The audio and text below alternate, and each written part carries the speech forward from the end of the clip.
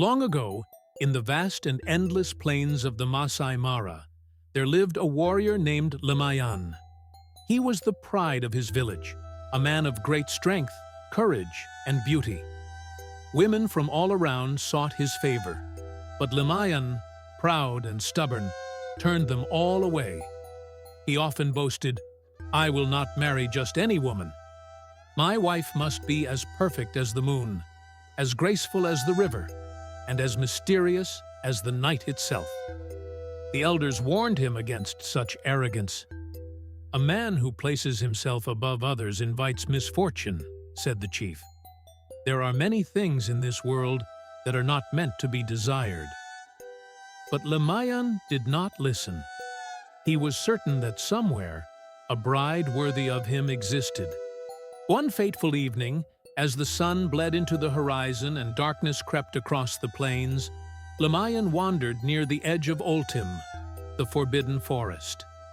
The elders forbade people from entering this place, warning of spirits and lost souls. Yet, that night, something drew Lemayan closer. Through the dim light of the setting sun, he saw her. She stood at the edge of the trees, her tall figure draped in a brilliant red shúkà, her skin dark as the richest earth. Her eyes glowed like embers, her long braided hair glistening under the faint moonlight. She was more beautiful than any woman he had ever seen. Lemayan felt his heart tremble. "Who are you?" he asked, stepping forward. The woman smiled, her lips curving in an almost knowing way.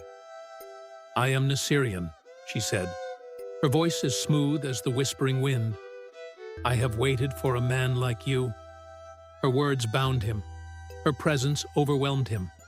Without hesitation, Lemayan took her hand, and though it was cold as the night, he did not pull away. Lemayan brought Naserian to his village, declaring her his bride. The elders were uneasy, but they dared not challenge the warrior. The women of the village whispered among themselves, "She does not eat. She does not sleep. She does not cast a shadow."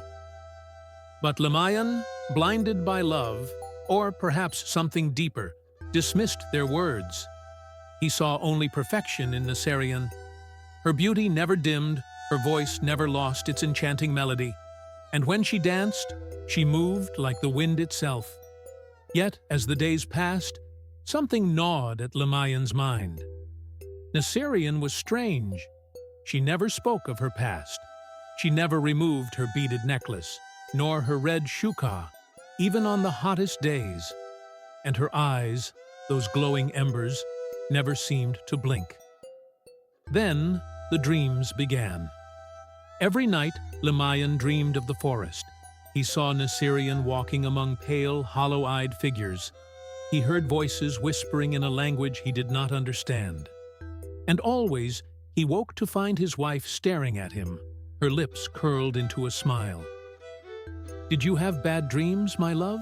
she would ask softly, and he would nod, unable to speak. One night, unable to resist his growing fear, Lemayan followed Naserian when she left their hut. She walked in silence, moving toward the edge of Oltim. Lemayan kept his distance, his heart pounding. The night was heavy, filled with the distant howls of hyenas. As she stepped into the forest, Lemayan climbed a tree and watched from above. Naserian knelt before an ancient tree, her hands touching its gnarled roots. The ground beneath her stirred. Shapes emerged from the soil, pale figures with sunken eyes and twisted limbs. They moved like shadows, their voices raspy and broken. "You have done well, sister," one of the spirits rasped. "The warrior is bound to you. Soon, he will join us." Lemayan clutched the tree branch, his breath caught in his throat.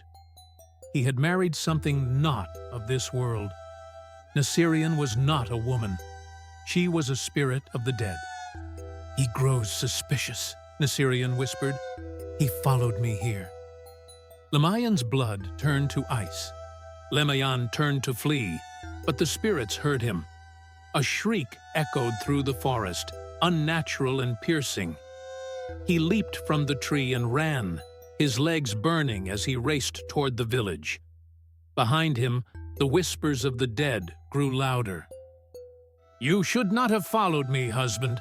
Naserian's voice was no longer soft but hollow, like wind through bones. "Now, you must stay." Lemayan did not stop. He burst into the village, gasping for breath, waking the elders. "My wife! She is not human!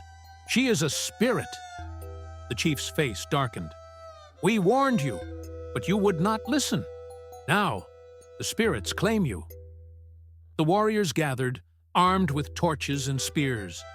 The village diviner, an old woman with eyes clouded by time, stepped forward.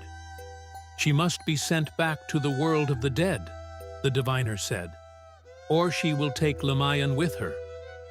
They returned to the forest, chanting sacred songs. But Naserian was gone. Only a single grave lay before the tree where she had stood. Upon the grave, a name was carved, Lemayan.